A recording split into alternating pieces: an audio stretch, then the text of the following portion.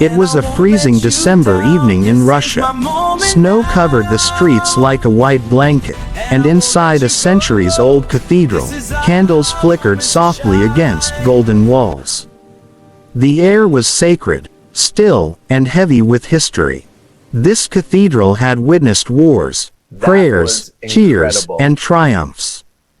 But no one inside that night was prepared for what was about to happen. Let us rise together. Walking slowly toward the center stood a young Filipino singer. No flashy outfit, no dramatic entrance, just quiet humility and trembling hands. Thousands of miles away from home, standing in a land with a different language, a different culture, and a very different kind of Christmas. The audience watched carefully. Russian choirs are known worldwide for their power and perfection. This was their sacred space. Expectations were low. Some were curious, some were skeptical, and some believed this young singer didn't belong here at all. Then the first note was sung. It wasn't loud, it wasn't forceful, it was soft, pure, and heartbreakingly gentle. The song was a Filipino Christmas hymn, passed down through generations. A song sung in small villages, in candle-lit homes, by families who had very little but still believed deeply in hope.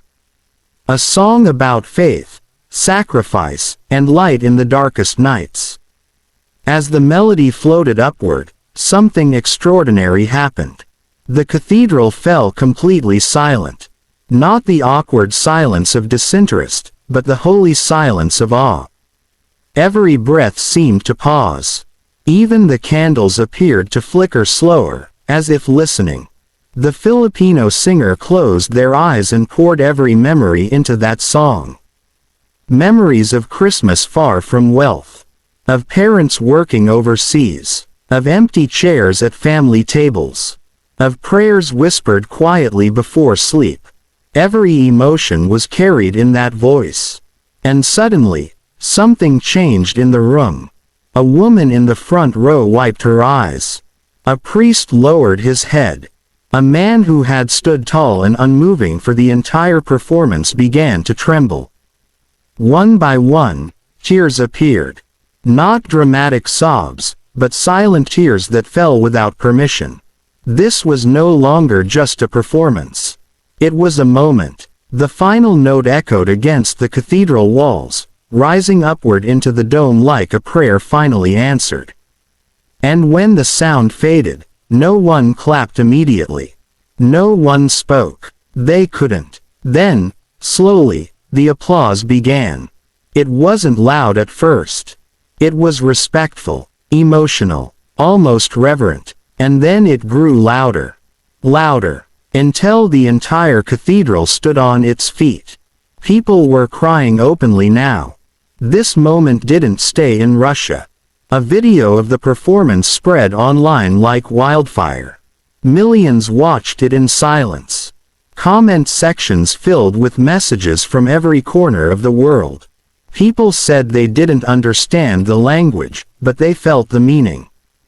Others said they hadn't cried like that in years. And then the clip reached someone very familiar. Simon Cowell, known for his brutally honest opinions. Known for his raised eyebrows and impossible standards. Known for being nearly unshakable. Simon pressed play. He listened carefully. His face remained neutral at first. Then something shifted. His eyes softened. His posture changed. By the time the chorus arrived, Simon was no longer judging. He was feeling. When the song ended, Simon leaned back and took a breath. He didn't speak immediately. When he finally did, his voice was quieter than usual. He said he had heard thousands of singers. He said he had judged the best voices in the world. But what made this performance unforgettable was not technique alone. It was truth. He said the singer didn't just perform the song. They lived it. And that kind of authenticity, he said, is something you cannot teach. Simon admitted something rare. He said the performance gave him chills. He said it reminded him why music matters.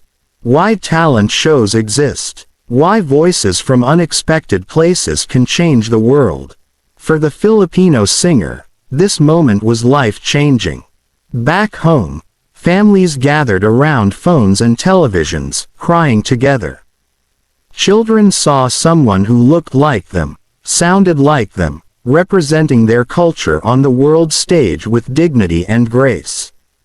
In a country where Christmas is celebrated with unmatched devotion, this performance became a symbol.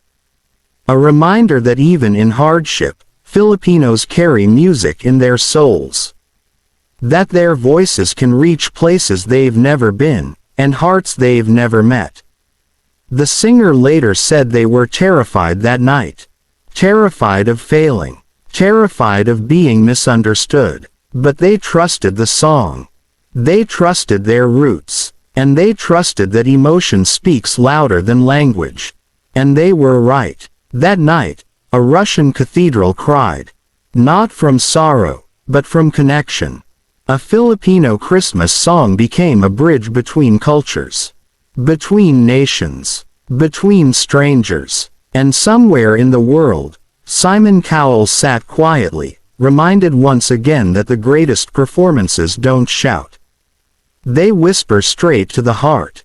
If this story moved you, share it with someone who believes in the power of music. Because sometimes, all it takes is one voice, one song, and one brave moment to remind the world what humanity sounds like.